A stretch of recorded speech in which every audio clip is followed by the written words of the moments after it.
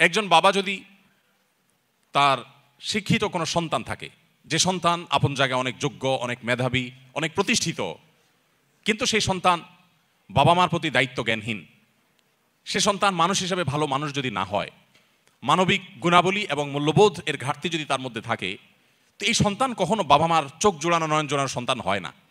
আবার এর বিপরীতে কোনো বাবা মার যদি এমন কোনো সন্তান থাকে যে সন্তানের হয়তো জাগতিক যোগ্যতা অনেক বেশি না থাকে, শিক্ষা দীক্ষা অনেক বেশি না থাকে, পয়সা কড়ি অনেক বেশি না থাকে, সমাজে অনেক বেশি প্রতিষ্ঠিত না হয়, কিন্তু সে মানুষটা ভালো মানুষ হয়, বাবা মার কেয়ার করে, যত্ন নেয়, বাবা মাকে ভালোবাসে, শ্রদ্ধা করে, সুসন্তান হিসাবে নিজেকে গড়ে তুলতে পেরেছে, আদর্শ মানুষ হিসাবে গড়ে তুলতে পেরেছে, তাহলে এই সন্তান বাবা মার চক্ষু শীতলকারী সন্তান হয়, বাবা মার নয়ন জোড়ানো সন্তান হয়। ঠিক একইভাবে আজ সাধারণ শিক্ষা শিক্ষিত হয়ে আমাদের সন্তানরা আমাদের জীবনমানকে উন্নয়নের জন্য অবদান রাখছে, সেটা যেন আমাদের জন্য প্রয়োজন।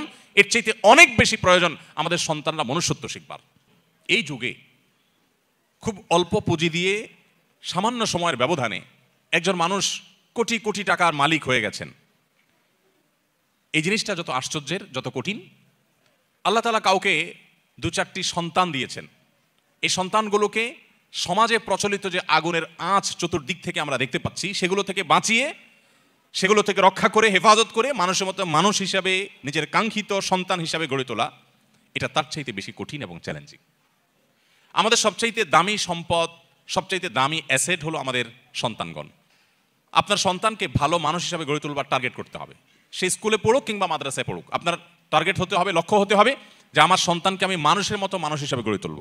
সে সৎ মানুষ হবে, আর কিছু হোক বা না হোক, সে ডাক্তার ইঞ্জিনিয়ার হতে পারুক বা না পারুক, সে বিসিএস ক্যাডার হতে পারুক বা না পারুক, সে সেনাবাহিনীতে ভালো কোনো অফিসার র্যাঙ্কে চান্স পাক বা না পাক, সে ভালো পরিচিত পপুলার কোনো আলেম বা তুখুর কোনো হাফেজ হতে পারুক বা না পারুক, সে যেন ভালো মানুষ হয়, সে যেন মুত্তাকি হয়, সে যেন পরহেজগার হয়। আমি আমার সন্তানদেরকে সবসময় বলি, তোমাদের পরীক্ষার ফলাফল ভালো হোক সেটা আমি চাই, কিন্তু এর চেয়ে অনেক বেশি চাই তোমার নামাজটা দেখে যেন আমার নয়ন জুড়ায়, তোমার আচরণটা দেখে যেন আমার দিলটা প্রশান্ত হয়। এটুকু যদি তুমি আমাকে দিতে পারো, তোমার ফলাফল যদি খারাপ হয়, আমার কোনো টেনশন নাই, কোনো দুঃখ নাই, তার জন্য আমার কোনো আফসোস নাই, তোমাকে আমি কিচ্ছু বলবো না। সম্মানিত উপস্থিতি, বেশিরভাগ বাবা মা তারা চান তাদের সন্তান যেন দুধে ভাতে থাকুক। একটা কথা আছে না, আমার সন্তান যেন থাকে দুধে ভাতে। আপনার সন্তান দুধে ভাতে থাকুক, ভালো উপার্জন করুক, তার ভালো কেরিয়ার করুক, এটা আপনি চান, এটা চাওয়াটা দোষের না। কিন্তু এর চাইতে বড় চাওয়া উচিত আমার সন্তানটা যেন সৎ হয়, ভালো মানুষ হয়। কয়জন বাবা, কয়জন অভিভাবক আপনি এই সমাজে দেখাতে পারবেন যেই অভিভাবক তার সন্তানকে বলে, বাবা তুমি অনেক বড় শিক্ষিত হতে পারো আর না পারো, তুমি সৎ মানুষ হবে? বরং উল্টা আমাদের সমাজে দেখি, সন্তানের জন্মের তারিখটা বেশিরভাগ বাবা মা ভুল লেখেন, ইচ্ছাকৃত ভুল না, মিথ্যা লেখেন। কেন? যাতে বেশি দিন চাকরগিরি করতে পারে, বেশি দিন সরকারি বা বিভিন্ন প্রতিষ্ঠানে চাকরগিরি যেন করতে পারে, সেই সুযোগ পাইয়ে দেওয়ার জন্য জীবনের শুরুতে একটা মিথ্যা গেঁথে দেয়। অনেক বাবা মা আছেন যারা বিভিন্ন স্কুলে তাদের সন্তানরা যে পড়াশোনা করে তাদের জন্য নকল কিনে এনে সন্তানদেরকে সার্ভ করে দেন, সাপ্লাই করে দেন। এরকম বাবা মা আছে না? এই সমাজে আছে না? শুধু ভরে আছে। অর্থাৎ বাবা মার হাবভাব দ্বারা তারা বোঝাতে চান যে দেখো, আমি নিজে তো টাকার মেশিন, সারাদিন পয়সা ছাড়া আর কিছু চিনি না, অতএব আমার ঘরে জন্ম হয়েছে তোমাকেও টাকার মেশিন হতে হবে বাবা। দিন শেষে বাপ সন্তান সবাই মিলে আমরা টাকার মেশিন হয়ে যাব, দুনিয়া দুনিয়া মানি ছাড়ার কিছু বুঝি না। সম্মানিত উপস্থিতি, আজ শিক্ষিত সন্তান নিয়ে বাবা মা যতটা সুখে আছেন, এই সমাজে এত শিক্ষিত সন্তান না থাকলেও বাবা মারা অনেক বেশি সুখী ছিলেন, সন্তানরা অনেক বেশি সুখী ছিলেন একটা সময়। শুধু পার্থক্য এটুকু, তাদের মধ্যে নীতিনৈতিকতা ছিল, এখন নীতিনৈতিকতা নাই। আমি শিক্ষার বিরুদ্ধে বলছি না, শিক্ষা তো আমাদের লাগবেই, কিন্তু শিক্ষার পাশাপাশি যদি নীতিনৈতিকতা না থাকে, তো এই শিক্ষা জাতিকে যতটা উপকার করবে তার চেয়ে বেশি ক্ষতিগ্রস্ত করবে। দেশের উন্নতি যতটা করবে, দুর্নীতি তার চেয়ে বেশি করবে। অতএব একজন আদর্শ অভিভাবক হিসাবে আপনার সন্তানকে যদি আপনি মানুষের মতো মানুষ হিসেবে গড়ে তুলতে চান, আপনার টার্গেট হতে হবে আমার সন্তান দুধে ভাতে থাকুক আর না থাকুক, আমার সন্তান থাকবে সত্যের সাথে, আমার সন্তান থাকবে ন্যায়ের সাথে, আমার সন্তান থাকবে নিষ্ঠার সাথে। আপনার সন্তানকে বলতে হবে, বাবা আশপাশে মানুষের গাড়ি বাড়ি, তাদের সম্পদ, এগুলোর চমক তোমাকে যেন বিভ্রান্ত না করে। তোমার বাবা হিসাবে আমি অসৎ উপার্জন করি নাই, তুমি অসৎ উপার্জন করবে না। এদেশে কিছু আদর্শবান মানুষের বড় বেশি প্রয়োজন। বড় দুর্ভিক্ষ চলছে, প্রতিটা টেবিলে, প্রতিটা অফিসে, প্রতিটা প্রতিষ্ঠানে দুর্নীতিবাজদের এমন মহড়া, এমন মহোৎসব আজ সর্বদা চতুর্দিকে এমনভাবে প্রতিষ্ঠিত হয়েছে যে গোটা জাতি তৃষ্ণার্ত মরুভূমি যেরকম পানির জন্য হাহাকার করে, কিছু সৎ নাগরিকের জন্য গোটা জাতি আজ হাহাকার করছে। আর সেই হাহাকারের সে অভাব নিরূপণ করবার জন্য কিছু ওলামায়ে কেরাম নির্লস চেষ্টা চালিয়ে যাচ্ছে। সন্তানদের জন্য আমাদের কাছে, হুজুরদের কাছে আপনারা অনেক সময় দোয়া চাইতে আসেন অনেকে, হুজুর দোয়া করবেন ছেলেটা এসএসসি পরীক্ষা দিচ্ছে, এইচএসসি পরীক্ষা দিচ্ছে, ও কলেজে যেন চান্স পায়, এটা করে সেটা করে চান। এই দোয়াতে কোনো দোষের কিছু নেই। কিন্তু কয়জন অভিভাবক, আমি তো আমার জীবনে একজন অভিভাবক পাইছি কিনা আমার মনে পড়ে না, থাকতে পারে আমার স্মৃতির বাইরে বা আমার মনে নাই, এরকম আমার সচরাচর মনে পড়ে না যে কোনো অভিভাবক এসে বলেছেন যে হুজুর দোয়া করবেন আমার ছেলেটা যেন মানুষের মতো মানুষ হয়। কিছু আছে বলেন, কিন্তু সে বলাটা গতানুগতিক টাইপ মনে হয়। একান্ত হৃদয়ের আকুতি থেকে যে আমার সন্তানটাকে যেন আল্লাহ রাব্বুল আলামিন এই সমাজে যত ফিতনা আছে, যুব সমাজকে ধ্বংস করবার জন্য যত আয়োজন আছে, এই আগুনের আঁচ থেকে বাঁচিয়ে যেন মানুষ বানান, কয়জন বাবা মা দোয়া চান? অতএব আদর্শ অভিভাবক হওয়ার জন্য সন্তানের জন্য চোখের পানি অনেক বেশি দরকার, দোয়া অনেক বেশি দরকার। আল্লাহ তাআলা আমাদেরকে সেটাও করার তৌফিক দান করুন। নাম্বার 3, একটা কথা আমাদেরকে মনে রাখতে হবে, মানুষের প্রকৃতি, বিশেষ করে শিশুদের প্রকৃতি আরো বেশি যে তারা যত বেশি শুনে শিখে তার চাইতে দেখে শিখে বেশি। তারা যতটা শুনে শিখে তার চাইতে দেখে বেশি শিখে। এটা মানবীয় প্রকৃতি, বাচ্চাদের মধ্যে এটা আরো বেশি। আপনি বাচ্চাকে সারাদিন বলবেন বাবা মিথ্যা বলে না, এটা যতটা বাচ্চার জন্য কার্যকর হবে, আপনি নিজে বিভিন্ন পর্যায়ে মিথ্যা বলার প্রয়োজন আছে বা সুযোগ আছে সেই জায়গাগুলোতে মিথ্যা অ্যাভয়েড করবেন, আপনার এই আদর্শটা বাচ্চাকে অনেক বেশি শিক্ষিত করবে যে মিথ্যা বলা যায় না, সে বলবে না। আপনি বাচ্চাকে মুখে বলবেন বাবা মোবাইল টিপে না, আর আপনি সারাক্ষণ নিজে মোবাইল হাতাবেন, তাহলে আপনার বাচ্চা কোনোদিন এই নেশা থেকে মুক্ত হতে পারবে না। আপনি তাকে বাঁচাতে চাইলে আপনি নিজেকে নিয়ন্ত্রণ করা শিখতে হবে।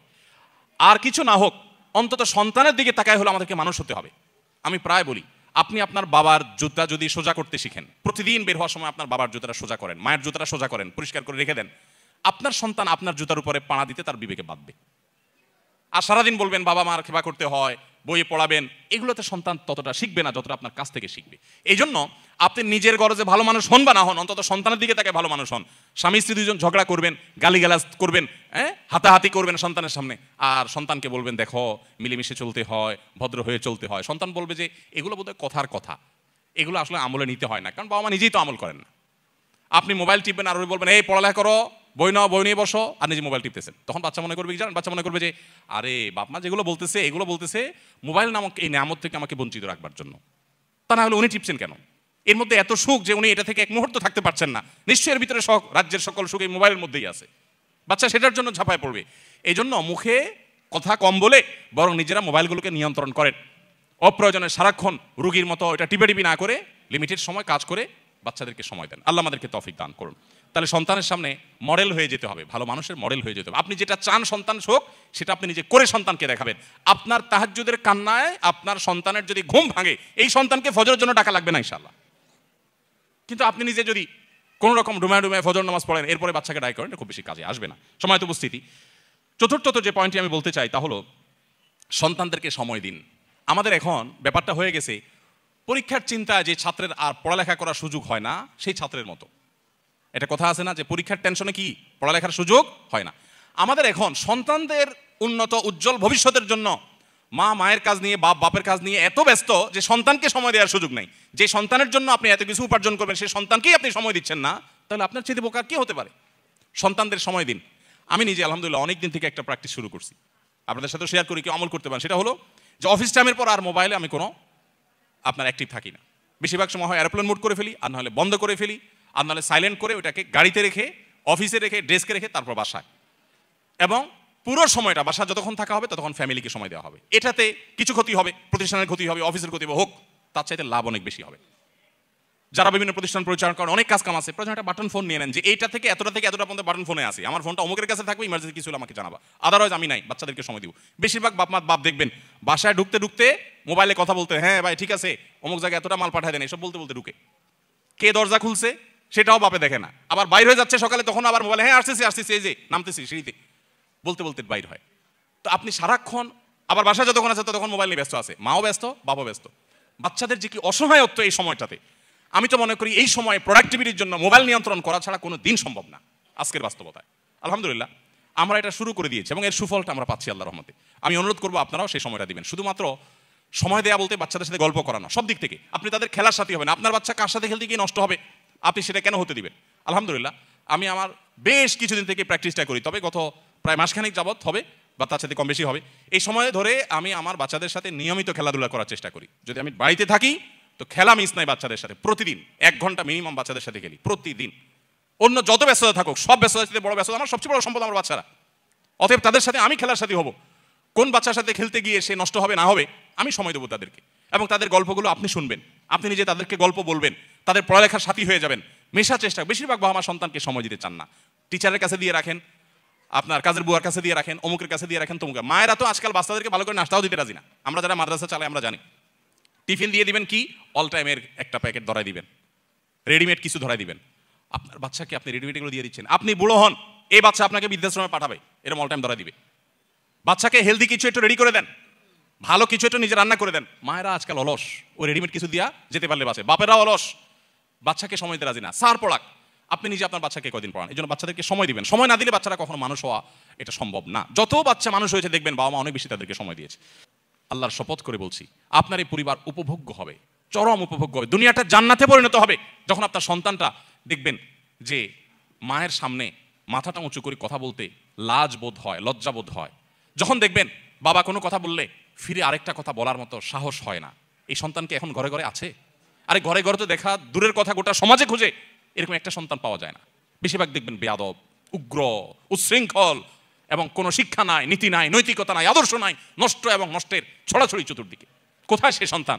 যে সন্তান মায়ের বাবার আগে হাঁটবে না, যে সন্তান মায়ের আগে কথা বলবে না, বিনয় থাকবে। এরকম সন্তান যদি থাকে, আপনার সন্তান অনেক বড় অফিসার না হোক, আপনার সন্তান অনেক পয়সা কামাই না করুক, অনেক বড় পদের অধিকারী না হোক, আপনার সন্তান যাই হোক না কেন, যদি এরকম সন্তান আপনাকে আল্লাহ তাআলা দেন, তো আপনি দেখবেন আপনার পরিবারটা, আপনার জীবনটা জান্নাতি জীবন হয়ে গেছে। আল্লাহ তাআলা আমাদের সবাইকে, আমাদের সন্তানদেরকে মুত্তাকি, পরহেজগার, ভালো মানুষ হিসেবে গড়ে তোলবার সংকল্প প্রতিটি ঘরে ঘরে করার তৌফিক দান করুন।